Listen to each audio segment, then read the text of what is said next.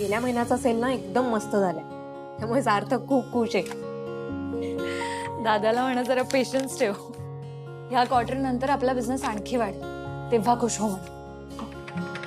आद्या, मला बोलायचंय दोघींशी. कामाबद्दल बोलायचंय, महत्वाचं आहे. बस.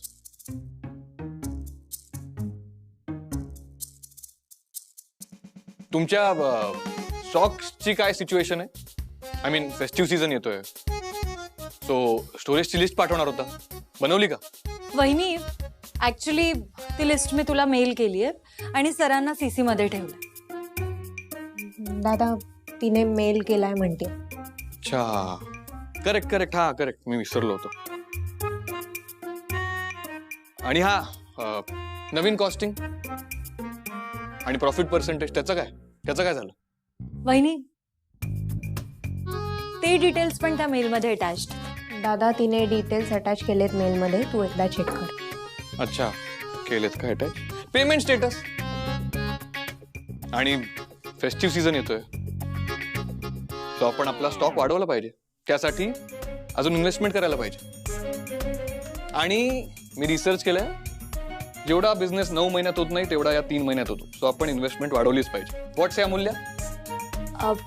ऍक्च्युली वहिनी, ह्या डिटेल्सची फाईल आहे ना, मी मागच्याच आठवड्यात सरांच्या केबिन मध्ये ठेवली होती. सो तू त्यांनाच विचार, त्यांनी चेक केली आहे का नाही. दादा तिने फाईल.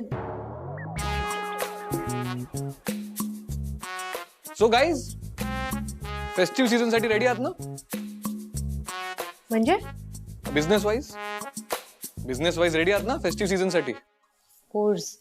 वहिनी, पुढच्या 3 महिन्यांची टाइमलाईन मी सरांना मेल केली. दादा तिने टाइमलाईन मेल केली आहे तुला. मला नवीन कॉस्टिंग, प्रॉफिट पर्सेंटेज आणि टाइमलाईन या सगळ्याचं प्रिंटआउट हवंय. मी त्यावर काम करेन. ऍक्च्युली मी प्रिंटआउट्स काढून दिल्या असत्या, पण सरांचा प्रिंटर आहे ना खराब झालाय. काहीही प्रिंट होऊन येतंय त्याच्यातून.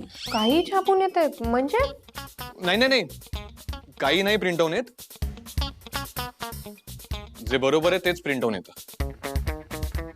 एक सेकंड, काय काय चाललंय तुमचं? तुम्ही दोघे भांडताय आणि तुम्ही मला मधलं माकड केलंय. आद्या, मी तुझ्या स्टाफ मेंबरला प्रश्न विचारतोय आणि ती वाकड्यात शिरते.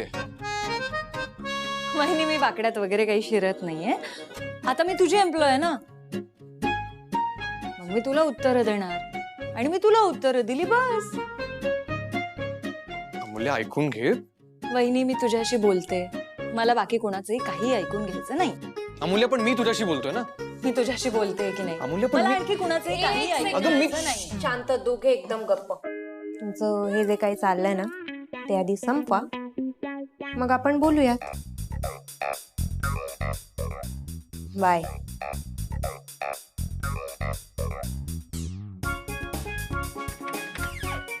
अमूल्य, प्लीज बोल ना माझ्याशी.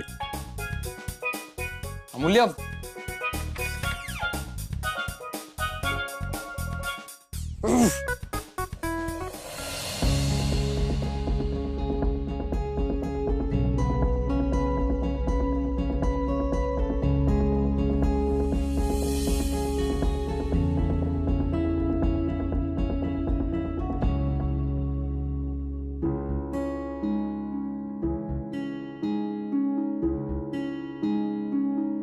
अमूल्य, कॉफी.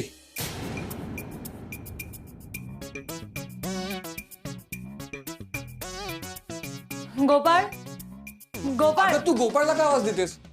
मी त्याच्याकडूनच आणली आहे आपल्यासाठी.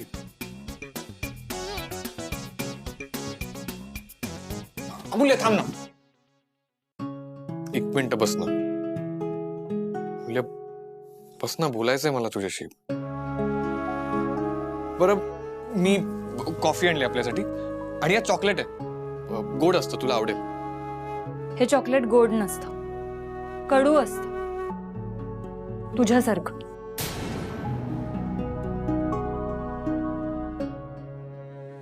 बसून पिऊयात प्लीज.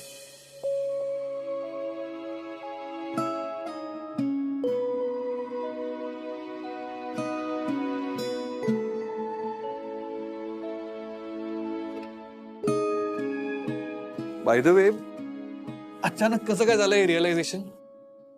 रिअलाइज मला खूप आधीच झालं होतं वेदांत.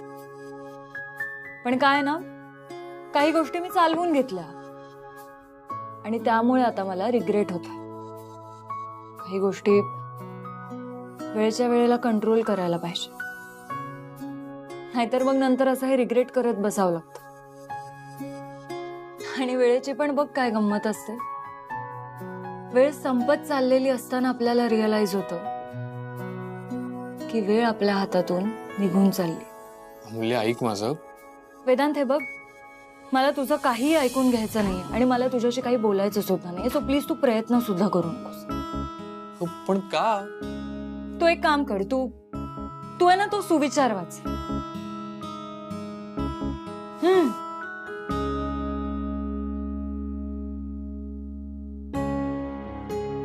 स्वतःची मतं व्यक्त करण्याआधी समोरच्याचं ऐकून घेतल्याने वाद नाही, संवाद होतो. वा, काय कमाल लिहिलंय. कोणी लिहिलंय? ऑब्विसली तूच लिहिलं असशील, नाही का? छान लिहिलंय अमूल्य. अमूल्य, तुला तुला हवंय ते बोल, मी सगळं ऐकायला तयार आहे. पण प्लीज बोल ना माझ्याशी. वेदांत, हे बघ, मी इथे फक्त कॉफी प्यायला बसले. तुला जर असं वाटत असेल की मी इथे तुझं ऐकून घ्यायला बसलीये तर प्लीज. आणि असंही आता आपण कितीही बोललो, काहीही बोललो ना, तरी प्रॉब्लेम सुटणार नाही. तो अधिक वाढतच जाणार.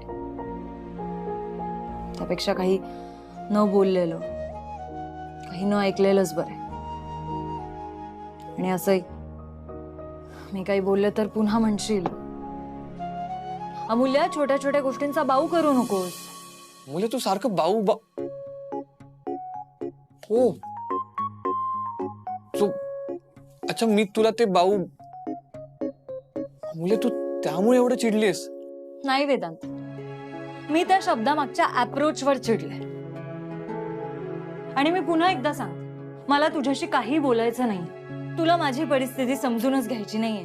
सो मग बोलून ऐकून काय फायदा ना? त्यामुळे तुझं वागणं तुला लखला बसू. मी प्रयत्न करतोय ना. प्रयत्न करून काही उपयोग नाहीये वेदांत. सप्टेंबर संपत आलाय, ऑक्टोबर लागणार आहे. 16 ऑक्टोबरला तुझ्या भावाचं आणि माझ्या बहिणीचं लग्न आहे आणि तुझा आणि माझा साखरपुडा आहे. आणि मला सांग, तू काय करणार आहेस? हा, काही ठरवलंयस तू? वेदांत, अरे वेळ हातातून निघून चाललीये, तुला कळतंय का?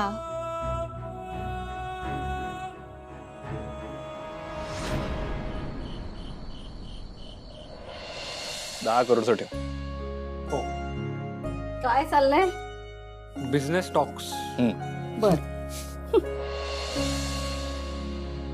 नमस्कार, सलाम. मी रुक्मिणी देवी आणि तुम्ही पाहताय सडेतोड. आणि तुम्ही पाहताय माझा खास कार्यक्रम खरा चेहरा. प्रेक्षक हो, तुम्हाला कल्पना आहेच, आई, मी या कार्यक्रमात भ्रष्टाचारी लोकांचा खरा चेहरा तुमच्या समोर आणत असते. आणि आजही मी अशाच एका भ्रष्टाचारी माणसाचा चेहरा तुमच्या समोर घेऊन येणार आहे. आणि तो आहे या राज्याचे पाणी पुरवठा मंत्री मधुकर राव यांचा. यंदा महाराष्ट्रात दुष्काळ जाहीर झालाय. ठिकठिकाणी पाण्याचे टँकर्स मागवून पाणी पुरवठा केला जातोय. पण हे महाशय मधुकर राव पाण्यातही मलई शोधून ती स्वतःच्या घशात घालण्याच्या प्रयत्नात आहेत.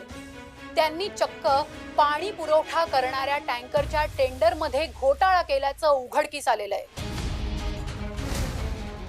विदर्भामध्ये एवढा मोठा दुष्काळ असताना अशा प्रकारचा घोटाळा करणं हे निश्चितच खेदजनक आहे.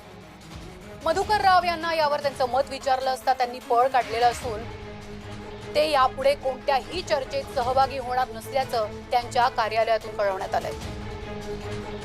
ऐन दुष्काळात स्वतःची पोळी भाजून घेणाऱ्या अशा वृत्तीचा मी निषेध करते. आणखी अशाच वाईट प्रवृत्तीच्या लोकांचा खरा चेहरा बघण्यासाठी भेटूयात पुढच्या भागात. तोपर्यंत सावध राहा, काळजी घ्या. पिण्याच्या पाण्याचा भ्रष्टाचार. किती नीच असतात ना हे लोक. पण ही मुलगी सॉलिड आहे ना, हिला भीती वाटत नसेल का? अरे घाबरून कसं चालेल, पत्रकार आहे ती. आणि पत्रकारिता करायचं तर घाबरून चालणारच नाही. आई, अगं या रुक्मिणी देवी, मी काल कॅफेमध्ये गेलो होतो ना, मला भेटल्या होत्या तिथे. काय? अरे वा. आणि त्या म्हणत होत्या की त्यांना तुला भेटायचं. मला? कशाला? अगं त्या काहीतरी त्यांच्या सूत्रांकडून त्यांना माहिती मिळाली की तू लोकसभेच्या निवडणुका लढणार आहेस म्हणून. अरे देवा, ही बातमी सुद्धा बाहेर गेली का? अगं जाणारच ना. आपल्या मतदारसंघात निवडणूक अटीतटीची होते ना. कमाल आहे या लोकांची. नाही पण मला नाही भेटायचंय तिला. जरा आगाऊ वाटली मला ती. नाही नाही, नकोच, नको. आई, उलट मी तर म्हणतो भेट तू तिला. अरे पण तू तिच्या प्रोग्राम मध्ये गेलीस ना तर एकदम फेमस होशील. कशाला? काही गरज नाहीये.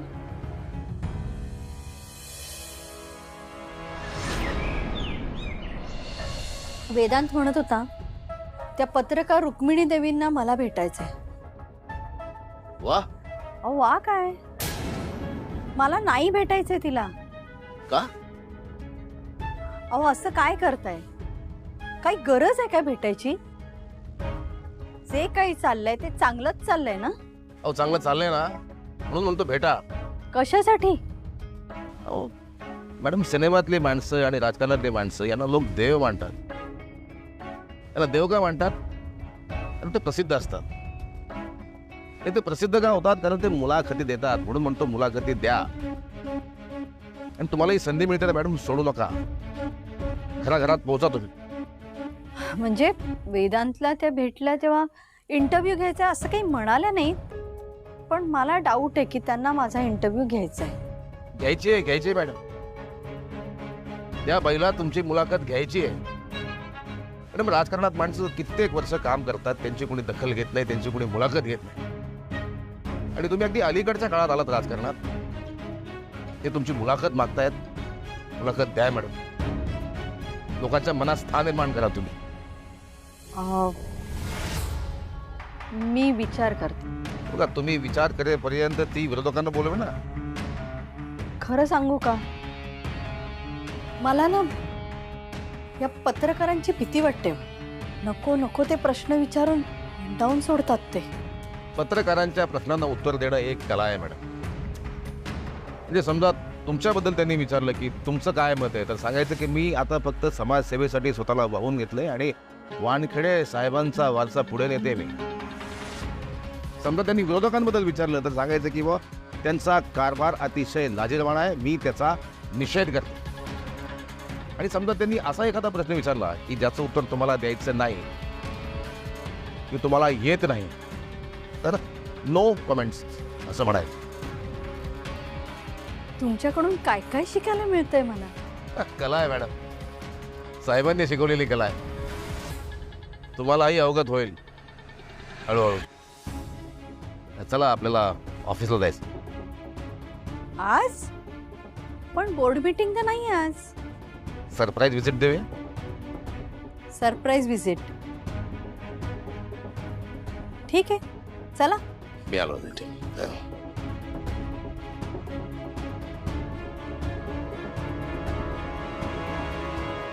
सुमन, चला चला निघतो आम्ही. अहो दिवसेंदिवस तुम्ही सगळं विसरत चाललाय. हे बघा काय. आता अरे हे कसं काय विसरतोय मी हल्ली.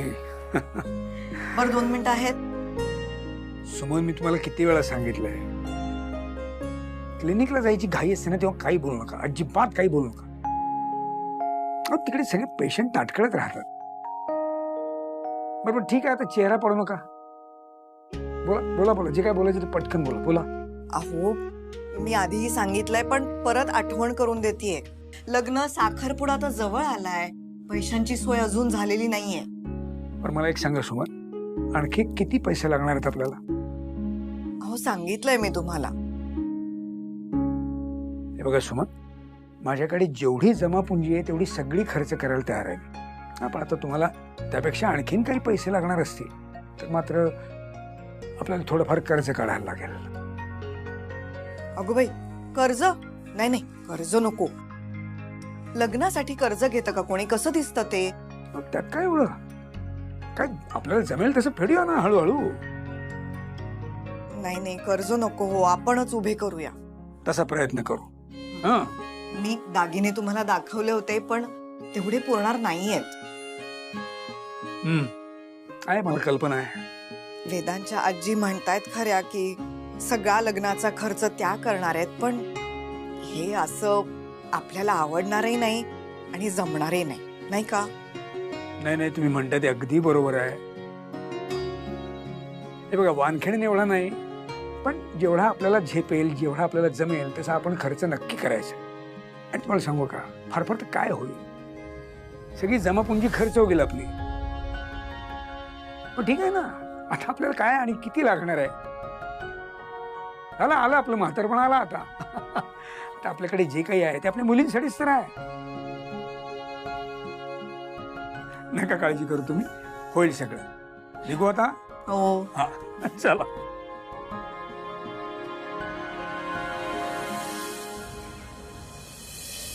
काय ग, झालं का वेदांशी बोलणं? नाही. का?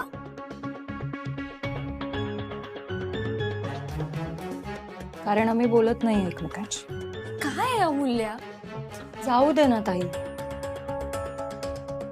जाऊ दे ना. काय न बोलल्याने प्रॉब्लेम सॉल्व्ह होणार आहेत का? माहिती नाही. काय चाललंय तुझं? ताई हे बघ, होतंय मॅनेज माझ्याकडून, करेन. बरं, पण मग त्याला वाईट वाटत असेल ना तू असं त्याच्याशी बोलणं टाकलंस तर.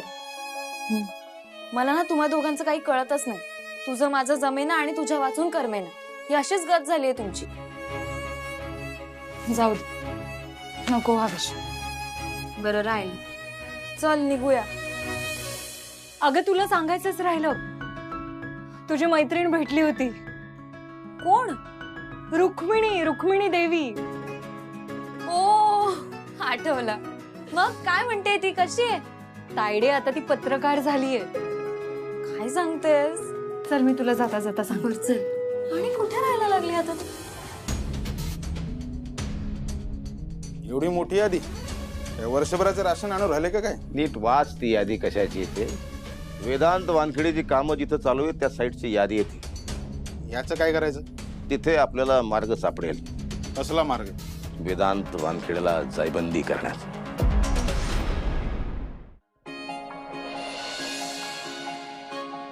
सॉरी सॉरी सॉरी, थोडा उशीर झाला मला, खरंच सॉरी. सॉरी काय त्यात, रिलॅक्स.